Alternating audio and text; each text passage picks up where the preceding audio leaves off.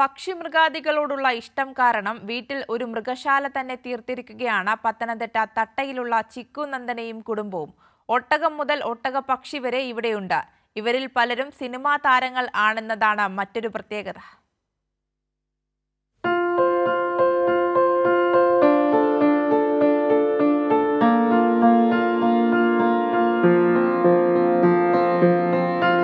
ചിക്കുനന്ദനയും ഭാര്യ ഷീജയുമാണ് ഫാം നടത്തുന്നത്.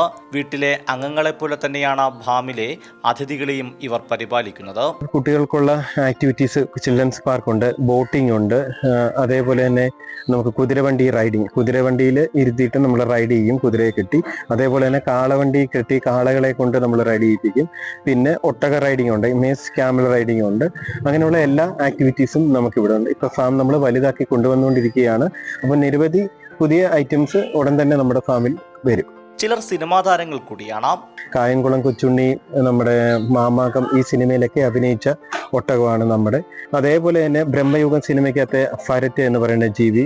ഫാമിനൊപ്പം ഒരു മ്യൂസിയവും സജ്ജീകരിച്ചിട്ടുണ്ട്. നിരവധി ആളുകളാണ് ഫാമിലെ അതിഥികളെ കാണാനായി ദിവസേന എത്തുന്നത്. കൈരളി ന്യൂസ്, പത്തനംതിട്ട.